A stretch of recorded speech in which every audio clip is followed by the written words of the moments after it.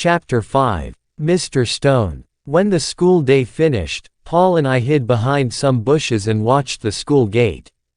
We saw many classes go home, and some teachers. But we didn't see Mr. Stone. The minutes passed. Maybe he went home by car, I said. At that moment, through the bushes, we saw a man with black hair and very high cheekbones walk past. "It's him," I whispered. "Wait. He mustn't suspect that we are following him," Paul said. We waited 2 minutes. "Okay. We can go," I said. We followed him at a distance and finally we saw him go into a house. It was a pretty, pink, 2-story building. There was a lawn in front of it and a big tree on the side. We crept up to the window and carefully looked inside. Mr. Stone put his briefcase down and opened the refrigerator. He took out another bottle of that horrible green liquid and put it on the table. Then he went upstairs. "Now what can we do?" Paul whispered. "No problem. I can climb the tree," I said. "Are you sure?" "Of course. Don't forget I play volleyball. Be careful." I went to the tree.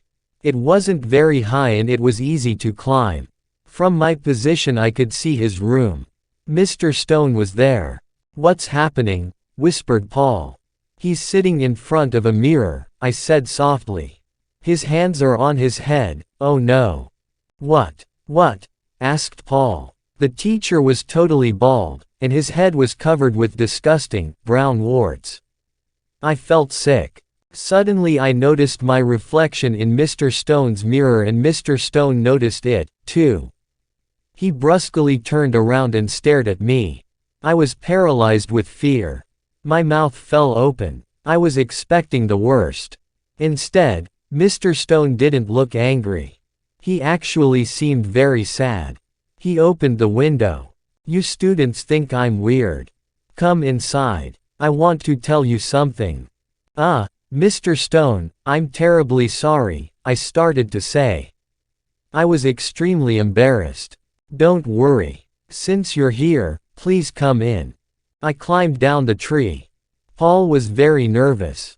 "Come on, Jenny, let's go away before it's too late."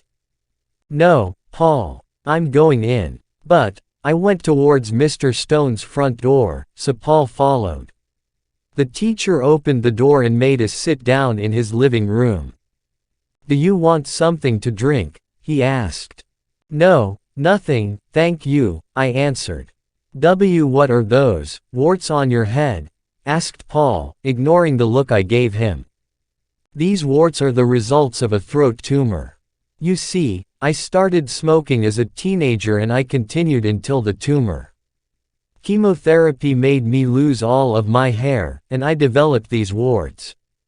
You've probably noticed my voice. Unfortunately, the tumor destroyed my vocal cords. So now I speak with a voice implant. The tumor has caused very serious changes in my life. I started to suffer from depression and I still see a psychiatrist. I also moved, hoping to start a better life in a new environment. In fact, I'm from Wisconsin. You see, I'm not married, and the illness has made me very lonely. People don't like illnesses, they stay away from sick people. Sick people bother them. Mr. Stone, we really feel terrible about our behavior," I said. "Yes, we really apologize. We hope you can forgive us," added Paul.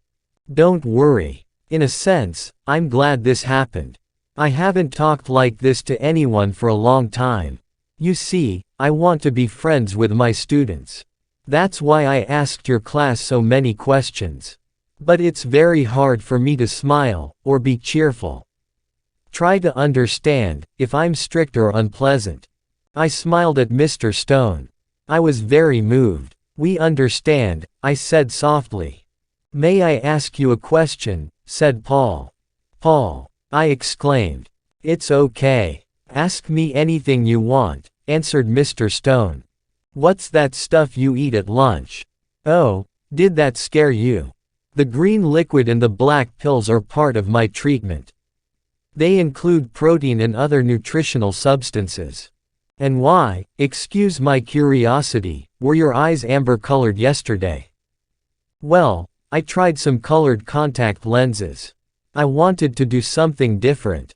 I thought that a new look could make me feel better, but it didn't work. Mr. Stone, I began, I saw you at the park, this morning.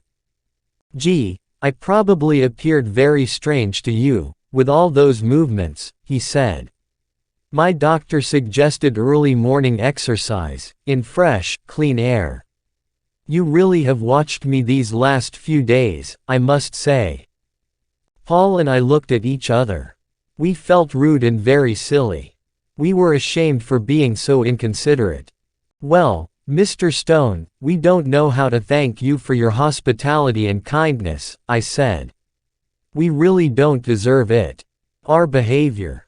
That's enough, don't worry. Thank you for your company. I'll see you tomorrow at school. And remember, if you ever want to come and visit me, you're always welcome.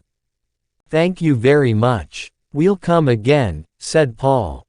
Paul and I left Mr. Stone's house and walked home. Well, I think we've learned a lesson, Paul said. We must remember that many people in this world are suffering, many people have problems, and, if they act in strange ways, there are reasons. There isn't an alien behind every bush. There's a person, just like you and me. And maybe this person needs friendship and a helping hand. I looked at Paul with affection and admiration. His words expressed my own thoughts perfectly. We had let our imagination and superficiality dominate us. This made us forget human feelings and problems. I thought about Mr. Adams and his artificial arm. Even in that case I had overreacted with my ridiculous suspicions. Hey, Paul, I said. I want to celebrate. This adventure is over. I feel relieved. Let's go to the Rainbow and buy an ice cream. Okay, Jenny. Good idea. Let's call Dana, too. I added, thinking it was the moment to inform her about everything. Sure. We stopped at Dana's house and invited her. Chapter 6. Thanks to a missing watch. We sat down at the Rainbow and ordered 3 sundaes. Dana, we have news about Mr. Stone. I said. Yes, although it's a very long story, Paul added. We told her everything. The news on the comet and the intergalactic meetings. Our plan to spy on Mr. Stone. Finally, the teacher's sad story. Dana's expression went from surprised, to worried, to ashamed, during our tale. Our class must be much nicer to him, she said. But this comet, maybe aliens will come to Earth. Dana, please, I don't even want to hear the word, alien.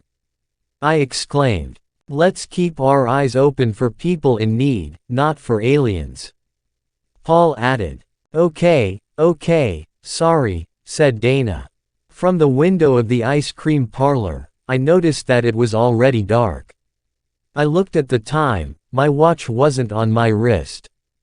Oh no, my watch, I exclaimed. Then I remembered. I left it in the gym. I took it off at recess, to play volleyball. I must go and get it.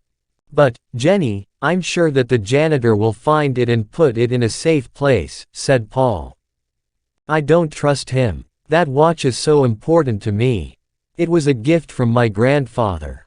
He's dead now, and it's the only thing I have of him. I must go to school immediately. But the school's closed now. Dana commented.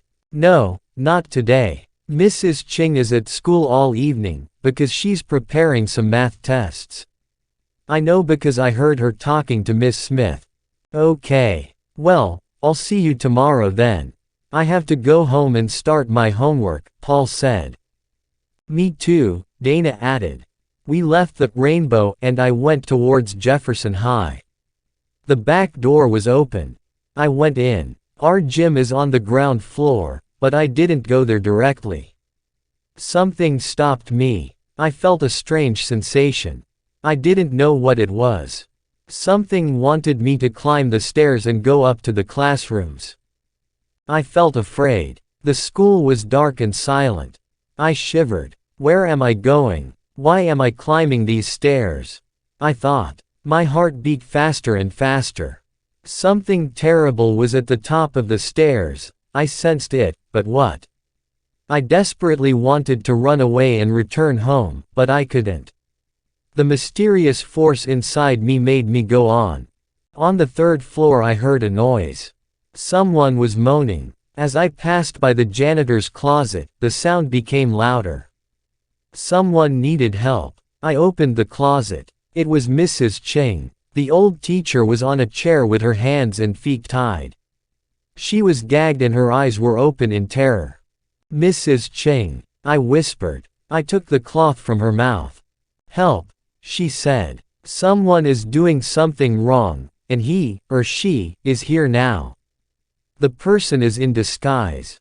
Okay, Mrs. Ching, stay here. Whoever it is mustn't suspect anything. I put the cloth back in the teacher's mouth and left the closet. I looked around the second floor. I was terrified. Everything was silent. The long, dark hall was very frightening. Then I noticed something. A light was on in the computer room. I crept to the door. Someone inside was working on a computer. I could hear fingers clicking on the keys. Slowly, very slowly, I opened the door. Just a crack. It was Mr. Adams. He was typing a kind of code on the screen. Was it a password? Then he took a small, plastic object from his pocket. It looked like a key. He inserted it in the diskette slot. The screen blacked out, it flickered. Then something appeared. It was the face of an alien. The alien had a green head and big, red eyes. It didn't have hair and it didn't have a nose. Its mouth and ears were very small. Then Mr. Adams put his hands on his head. He was pulling at his hair. It started to come apart. He was taking off his hair, and his face. A green, bald head surfaced. I realized that he was identical to the alien on the screen. He put his face on the computer table. Then the false Mr. Adams started talking. Clereg calls base. Clereg here. Clereg calls base. ALTANKPILLEX, Clereg. How is your mission proceeding? Said the alien on the screen with a mechanical voice. For now everything is okay. But I'm already tired of this mask, and I hate speaking this barbarian language. English is not a barbarian language. I thought angrily. I'm sorry, but your voice implant must stay inside you until the mission has finished. Then we can remove it. Tell me, does anyone suspect you? Said the alien. No, I don't think so. I had a small problem with an old math teacher, but I was in disguise, and I tied her up in a closet. So, everything's fine. Ha ha, you're wrong. I'm here now. I thought. I hope you're right. Our mission can't fail. The spaceship must come this Friday. We'll land in the old, abandoned airfield. We'll wait for you there. By 9:30 p.m. you must be ready. You must have the 2 students to take to Mitrax. We can't be late. When the comet leaves the Virgo constellation, we won't be able to travel anymore. The intergalactic doors close on Friday, at midnight, said the alien on the screen. I know. Don't worry. I must still choose the 2 students, but I think I know who I want. How will you capture the students? You can't touch them because you're electric. Aha. So the story of his prosthesis was a big, fat lie. I thought. On Friday evening there is a family teachers meeting. During the meeting I'll leave the other teachers. While the parents are listening to the teachers, I'll ask the students to come with me. I'll invent an excuse. Then I'll take them to the science lab and I'll spray them with my hypnotizing spray. Once they're hypnotized, they'll do everything I say. They won't be able to think, or rebel. We'll go out of the building by the fire escape exit and walk to the airfield, said Mr. Adams Clereg. I'm sure he wants me. I said to myself. Be at the airfield by 9:30 p.m. then, Clereg. Good luck. Altankpillex. Altankpillex, Gortz, said Mr. Adams Cleareg to the alien on the screen. Then he took the key out and the computer screen returned to normal. I silently closed the door and quickly went back to Mrs. Ching. I can't tell you anything, it's for your own safety. Just act normally, and no one will hurt you, I said. Who? Mrs. Ching started to ask, but I escaped down the stairs and ran out of the building. I stopped running when I was far from the school. My watch was still in the gym, but at that point I didn't care. I had a lot of difficulty sleeping that night. I decided to tell Paul and Dana, but no one else. No one would believe me. Chapter 7. The Plan. The next day, as soon as I arrived at school, I went to the gym to look for my watch. Fortunately, it was still there. At lunchtime I took Dana and Paul to an empty table and started my story. I decided to get to the point immediately. Mr. Adams is an alien. I said. No, not again. Are you doing this on purpose? Because if you're not, you have a problem. Paul exclaimed angrily. I thought you wanted to stop all this.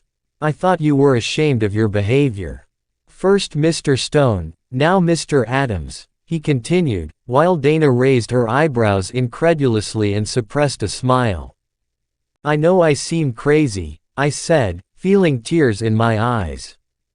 But I'm telling you the truth. I saw him with my own eyes. Please listen to me. I told them everything, from my mysterious sensation to the conversation between Mr. Adams Cleareg and the alien on the computer screen. Both my friends looked terrified and shocked. They finally believed me. Besides, I added, do you remember how he looked at the sun? It's incredible. I continued, he's green and his name is Cleareg. Other aliens are coming in a spaceship on Friday evening. They're going to land in the old abandoned airfield near our high school. They want to take 2 students with them to Mitrax. Mitrax? Asked Paul. Yes. It must be the name of their planet. This Friday, added Dana. Exactly. During the family teachers meeting. He's going to hypnotize them with a spray and take them on his spaceship. Today is Thursday. We only have a day to do something, exclaimed Paul. I have an idea, I said. What? Asked my friends. We can try to find the hypnotizing spray and take it away from him. It can only be in 2 places, somewhere in his house, or somewhere in the science lab. Good idea. This afternoon after he goes home, we can look for the spray in the lab. If the spray isn't there, tomorrow morning we won't go to school. We'll get into his house in some way and take the spray, added Paul. But we don't even know where he lives, objected Dana. Well, we'll find out, I said. So we want to steal his hypnotizing spray. Maybe Matt can help us. He has a key that opens all doors, Dana said. Dana's brother Matt is a policeman. Are you sure he'll give it to you? I don't think he'll believe this story, I said. Of course not. How can he believe something like this?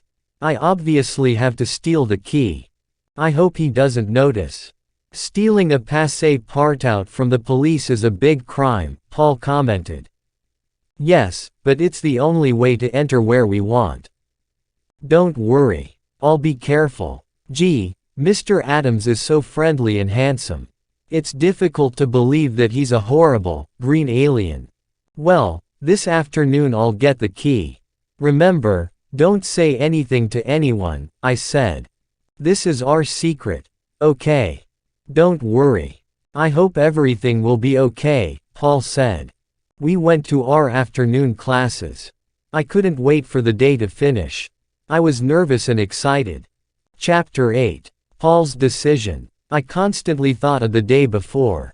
I remembered when he took off his face. Behind that blonde hair there was a bald, green head. Behind those brown eyes, 2 red ones. And behind the nose, nothing. I shivered. After school, I went with Dana to her house. Paul, instead, stayed at school to make sure that Clearegg went home. When Dana and I arrived at her house, there was no one there.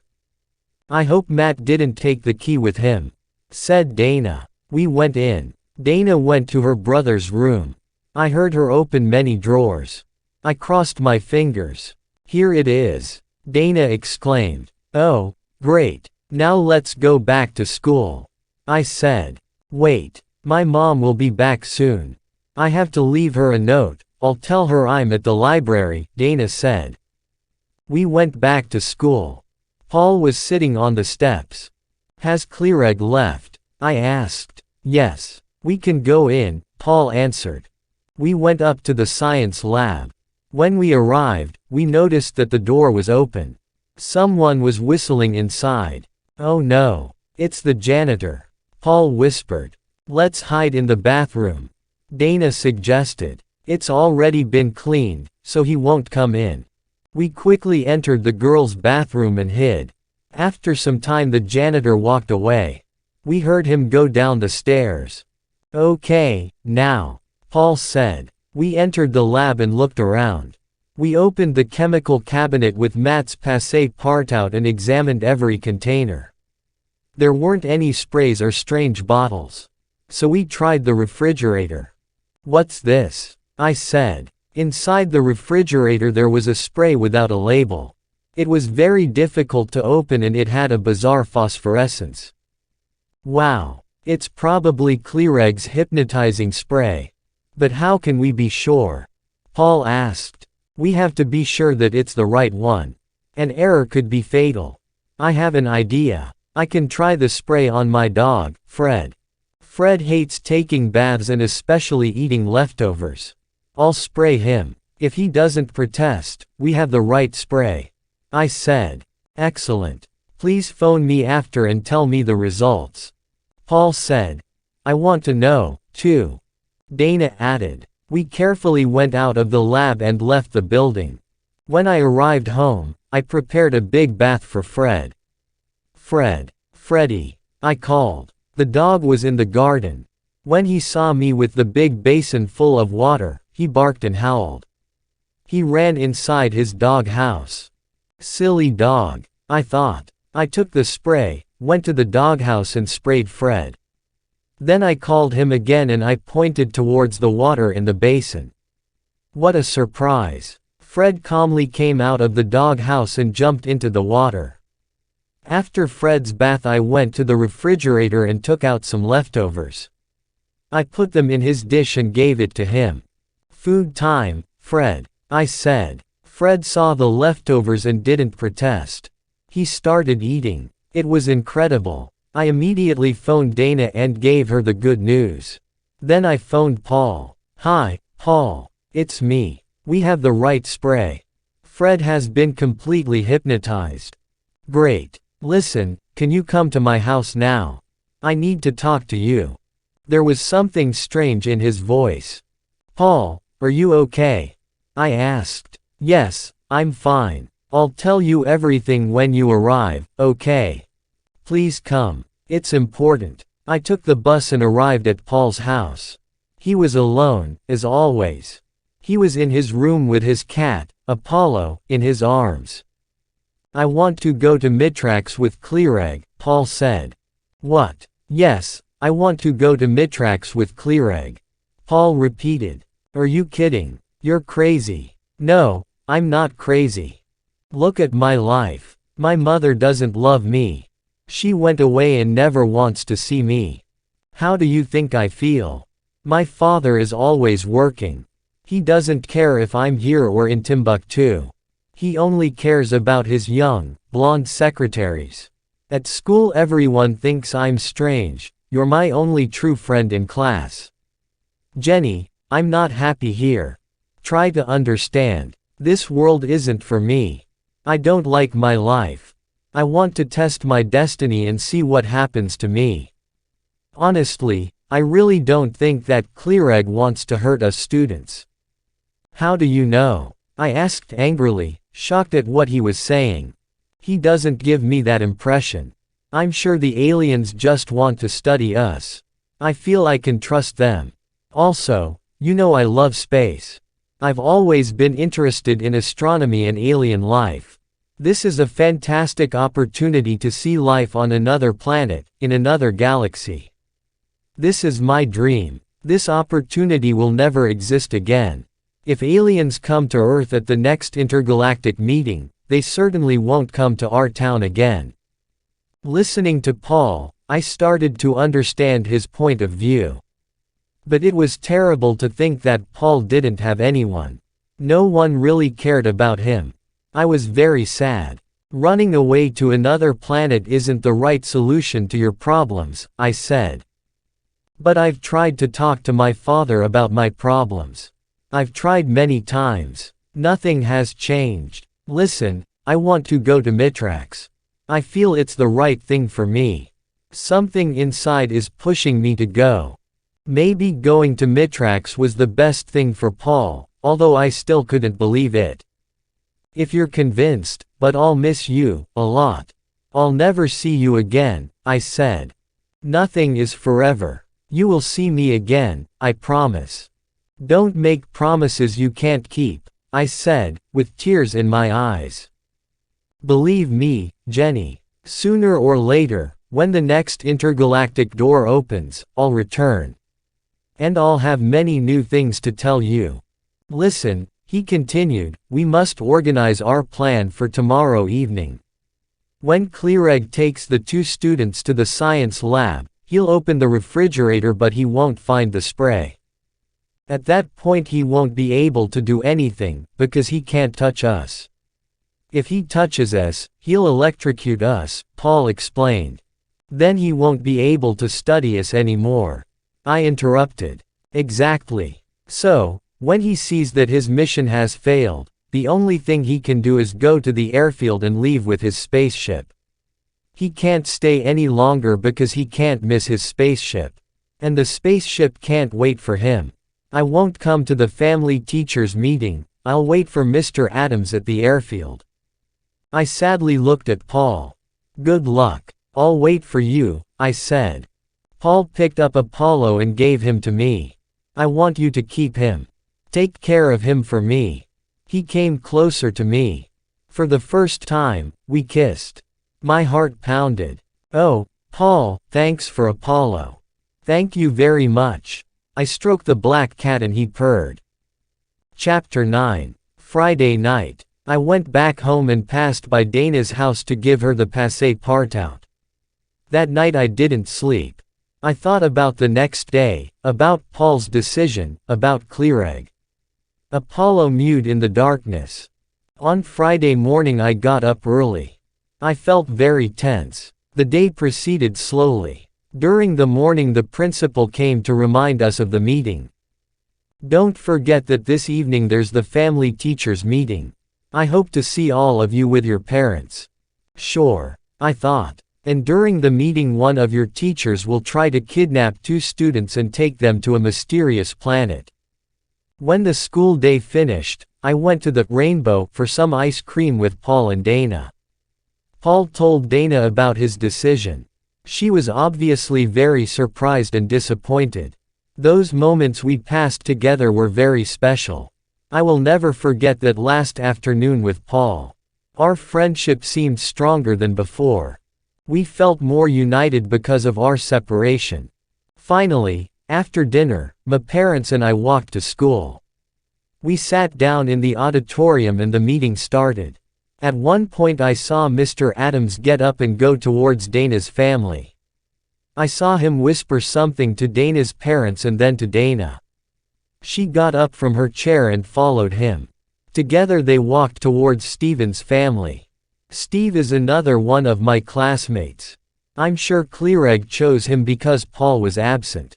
In fact I noticed him looking for Paul. Steve, Dana and Mr. Adams left the auditorium. So he didn't choose me. I thought. I looked at my watch. 9:05. 25 more minutes. Suddenly I had an irresistible impulse. I wanted to see what was happening. I got up. Jenny, where are you going? My mom asked. I'm going to the science lab. Don't worry, I said, and I quickly walked away. The door of the lab was closed. Inside I heard Mr. Adams opening the fridge. I imagined his anger. "Oh, no," he exclaimed. "Where is it?" "Where is what, Cleareg?" Dana asked. "Are you talking about the hypnotizing spray? You lost, Cleareg," she exclaimed triumphantly. What? You know." Cleareg was shocked. "What spray? What are you saying?" said Steve, who didn't know anything about it. What courage Dana has. I thought. Mr. Adams had the power to electrocute her, if he wanted. It was stupid to make him angry. But in the end, it seems that Paul was right. Cleareg wasn't really a bad alien. "Well, I don't think you need us anymore," Dana said. The door opened and she walked out. "Come on, Steve. Everything's okay. Let's go back to the meeting." Then Cleareg came out. He seemed confused and helpless. I looked at my watch. "Cleareg, it's 9:17. Go. Don't miss your spaceship," I said, almost with compassion. Cleareg looked at me, even more surprised. Then he went to the fire escape exit and ran away. At that moment I thought of Paul. I followed Cleareg down the fire escape stairs and out of the building. Our school is very close to the old airfield, so Cleareg and I reached it at 9:24. The spaceship was already there, waiting for Cleareg. Its portal was open, but all the lights were off. The aliens from Mitrax didn't want anyone to see them. Paul was there too. When he saw Cleareg, he ran towards him. "Cleareg, listen. I want to come with you.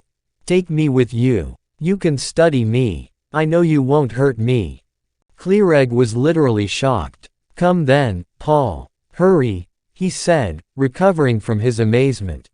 "Paul," I shouted. "Jenny." He ran to me and we embraced. "This crazy adventure has finally finished.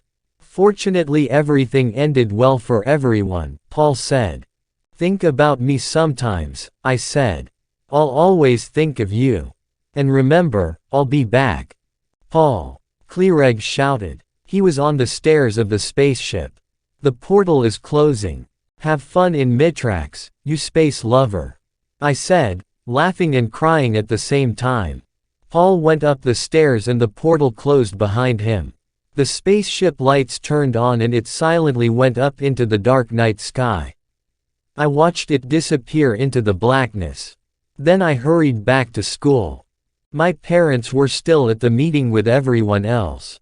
No one seemed to suspect anything. Dana and Steve sat calmly near their parents. I, too, went back to my mother and father, smiling innocently. Today 6 months have passed. Everyone at school now knows the truth about Mr. Adams, although not everyone totally believes my story. We have a new science teacher. Her name is Miss Lundberg, and for the moment she seems normal. Dana and I have been to visit Mr. Stone a few times, and his relationship with our class has really improved. He seems a happier person, and this pleases me a lot.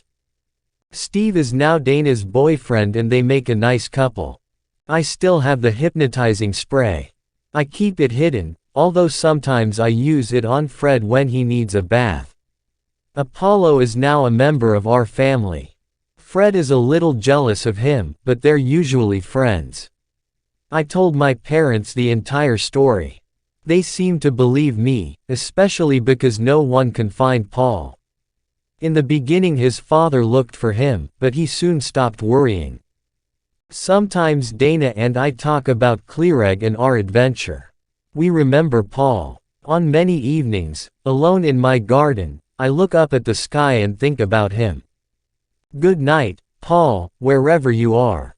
See you soon. Extremely embarrassed. Don't worry. Since you're here, please come in. I climbed down the tree. Paul was very nervous. Come on, Jenny, let's go away before it's too late. No, Paul, I'm going in. But, I went towards Mr. Stone's front door, so Paul followed. The teacher opened the door and made us sit down in his living room.